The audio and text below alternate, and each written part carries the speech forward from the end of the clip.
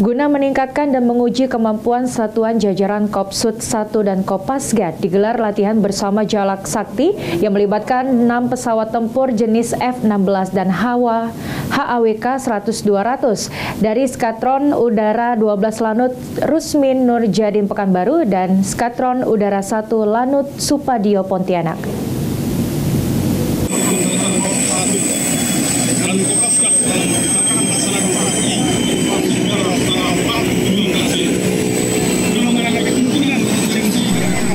6 pesawat tempur dari Skadron Udara 12 Lanut Rusmin Nurjadin Pekanbaru dan Skadron 1 Lanut Supadio Pontianak yang ikuti latihan tempur Matra Udara 2 Jalak Sakti mendarat di landasan Lanut Sri Mulyono Herlambang.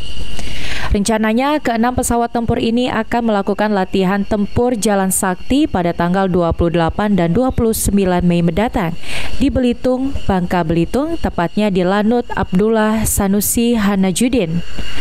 Disampaikan oleh Danlanut SMH, Kolonel Penerbang Sigit Gatot Prasetyo.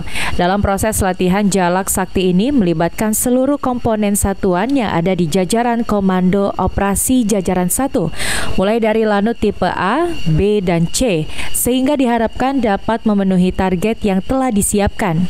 Ditambahkan oleh Danlanut SMH, latihan Jalak Sakti ini diskenario akan adanya ancaman yang berada di daerah Pulau Belitung, Bangka Belitung, sehingga satuan-satuan tempur dari Komando Operasi Udara 1 digeser ke lokasi yang telah ditentukan, salah satunya Kota Palembang, Lanut Sri Mulyono Herlambang.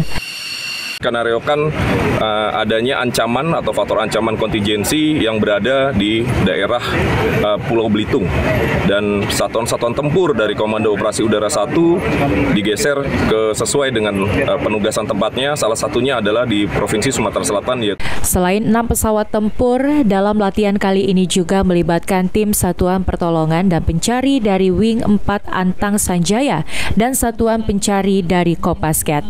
Firman Hidayat, PAL TV.